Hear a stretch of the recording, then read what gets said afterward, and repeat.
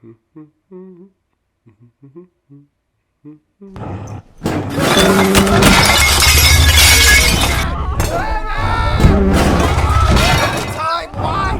every time? Oh my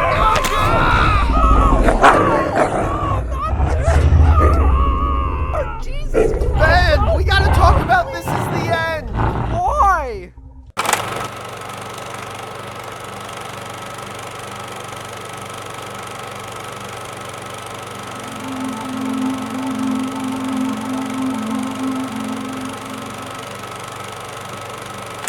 Before we get into the breakdown, let's take a minute and explain the concept of coverage. Coverage is a method in filmmaking where you shoot a scene from a wide variety of angles with the intent of editing those clips together to construct an interesting visual experience. I shot this scene of myself opening mail from multiple angles and decided the best order and pace of them to communicate a visually engaging scene. Oh, hey, what's going on, man? What are you doing? I'm doing the coverage thing that we were talking about doing. No, you're not. You're going through my mail. Well, yeah. Yes. You don't live here. I live here. Yeah. I've been throwing things out, too, I'll be honest. I would check your trash. That's my name. Those are my taxes. I did not realize how important mail was. Like I'm gonna get a call from the IRS. For what? Luke went through your mail. Oh, you're arrested. You already owe too much money. They're gonna get you for something else. They're not gonna get you for me going through your mail. This is done. What you did here, there's no coming back. We're done. There's no coming back from here. Everybody comes back from places. I'm probably going to jail, so thank you for that. Yeah, take your Death Star pants, get the fuck out of here. I'll put some big boy pants on, then we can start making a video. That's what I think we should do. Maybe you should start paying your taxes too. God damn it. That was so funny. Man, let's take this back to Franco's and get the fuck out of here.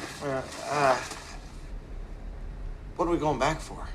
We start with coverage of Jay and Craig in a medium wide shot. Establishing the space and relationship between these two characters. Notice the divide between them created by the table and the window. We move into a series of shot-reverse shot close-ups of the two characters, focusing on each of the subjects as they are speaking. But they're not my friends. Seth is your friend. We've been growing apart for years. Notice the shift in the scene once Jay begins to talk about how he feels alienated from the group. We break from the close-ups to give us this wide shot, filling the frame with negative space which reflects his perceived isolation. Then we cut back to an intimate close-up of Craig while he is listening to Jay express how he is growing estranged from his friends. I stayed with him this time to try and salvage it, but clearly that didn't work out.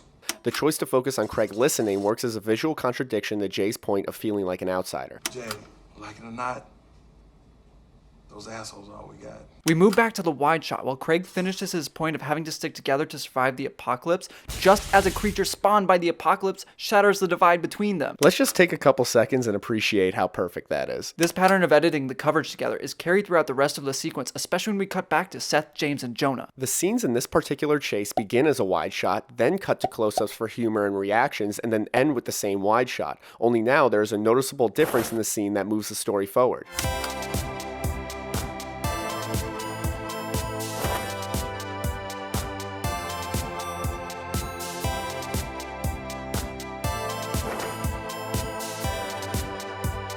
These rapid cuts draw a stylistic difference between the longer tracking shots taking place in Jay's chase sequence. Notice also the different color palettes of both scenes. At this point, however, James's running is matched cut with Jay's running, creating an emotional tether between the desperation that both groups are experiencing. After the tether is drawn, notice that both groups' chases end in the same way, with them rolling in pairs down a staircase. This entire sequence ends with the two duos reconvening in the same frame, bringing them all together through a shared experience and trading the individual shots for ensemble framing. Proving Craig's earlier point that their survival is reliant on them working as a team. I was supposed to do that, right?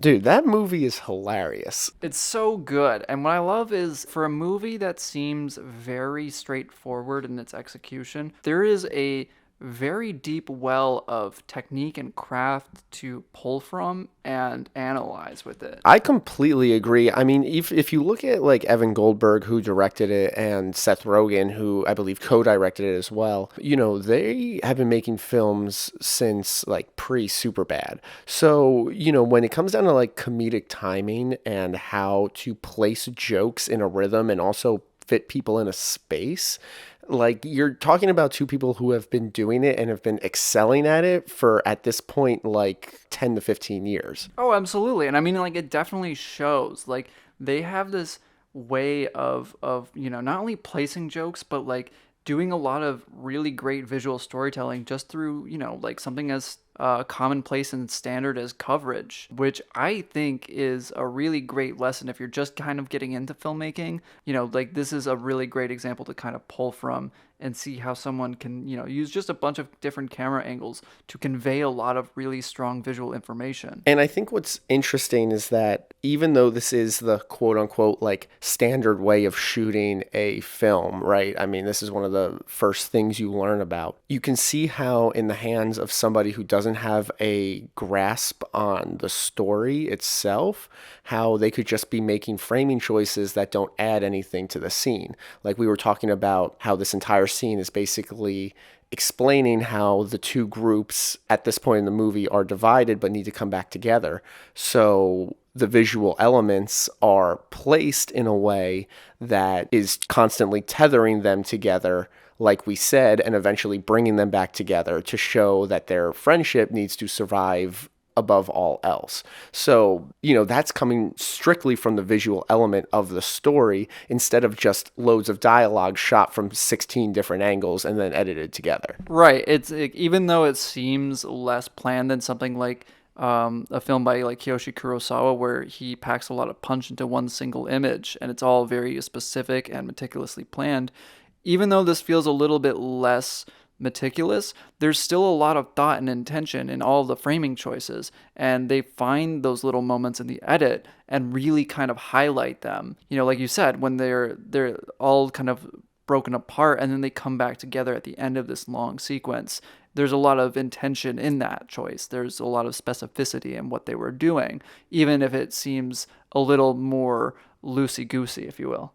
Yeah, I couldn't agree more. And I think the more we do these, we're just finding out that there's a bunch of different effective ways to make a film.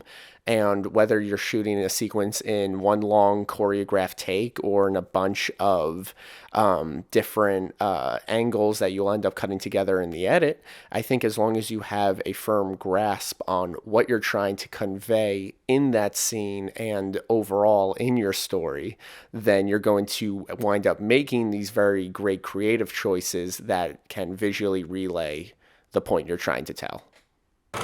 All right, everybody. Well, if you like this, please subscribe. And if you like it, subscribe. Press the subscribe button. Press the bell thing. Oh, my God. Want to do it again? No.